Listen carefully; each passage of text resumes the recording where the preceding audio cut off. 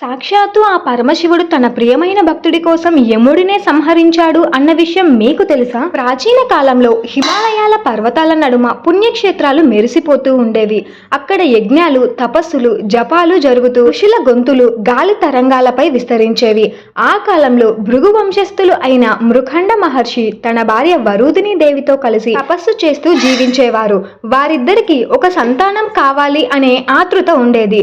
ఒకరోజు మృకందుడు శివుడి ఆరాధనలో గాఢంగా లీనమై పర్వతాల చల్లని గాలిలో ఓం నమః శివాయ మంత్రాన్ని అనేక సార్లు జపించాడు. దాని ప్రభావం వలన పరమశివుడు ప్రీతికరంగా ప్రత్యక్షమై మహర్షిని ఆశీర్వదించాడు.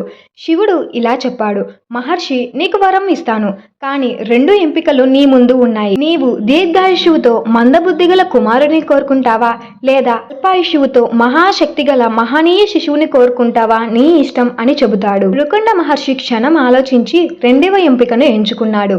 ప్రభు, నాకు స్వల్పాయుషువు గలవాడైన పరమ జ్ఞానవంతుడు. వెంటనే శివుడు తదాస్తు అని శివుని కృపతో మార్కండేయుడు జన్మించాడు.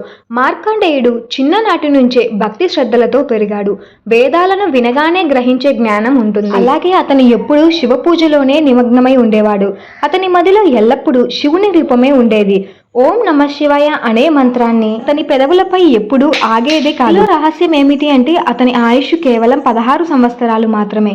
కాలం కదిలిపోతోంది. మార్కండేయుడు 16వ సంవత్సరానికి చేరుకున్నాడు. తల్లిదండ్రుల హృదయం కలతతో నిండిపోయేది. వారు ఏమి చెప్పాలో తెలియక ఆందోళన పడేవారు. కానీ మార్కండేయుడు ఎటువంటి భయము లేకోకుండా మరింత శ్రద్ధతో శివార్చనలో లీనమయ్యాడు. అతను ఒక శివలింగాన్ని సముద్ర తీరంలో ఇసుకతో నిర్మించి అక్కడే నిరంతరం భజనలు కూడా చేయసాగాడు. మార్కండేయుడి ఆయుష్ సమయం సమీపించగా యమధర్మరాజు తన దూతలను పంపాడు. మార్కండేయుడు ప్రాణాలను తీసుకురండి అని యమదూతలతో ఆజ్ఞాపించాడు. కానీ దూతలు తిరిగి వచ్చి, ప్రభు, అతని భక్ని అగ్నిలా దహిస్తూ ఉంది, అతని దగ్గరికి చేరలేము అని భయపడిపోయాడు. అప్పుడు యముడే స్వయంగా భూలోకానికి వచ్చాడు.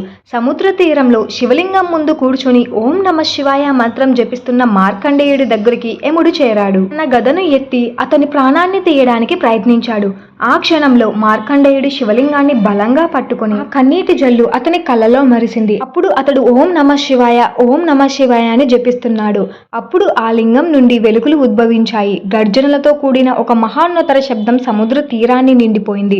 ఆ వెలుగుల్లోంచే కరళమైన రుద్రరూపంలో శివుడు ప్రత్యక్షమయ్యాడు. తన త్రిశూలాన్ని పైకి ఎత్తి ఆగ్రహంతో యముని వైపు చూశాడు.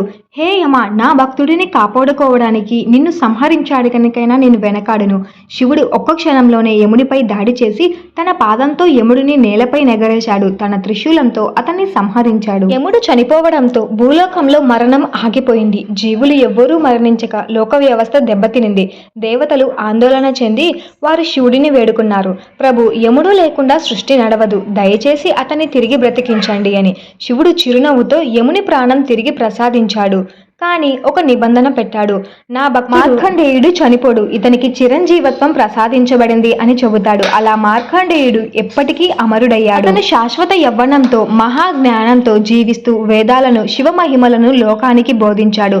అతని జీవితం శివశక్తి, శివభక్తితో నిదర్శనమైన నిజమైన భక్తిని ఎవరూ జయించలేరు. శివుడు తన భక్తుని కోసం మరణాన్నే జయించాడు. భయంకరమైన యముడు కూడా భక్తి ముందు తల వంచాడు. ఈ విధంగా ఆ పరమశివుడు తమ భక్తుడైన మార్కండేయుడి కోసం యముడినే సంహరించాడు.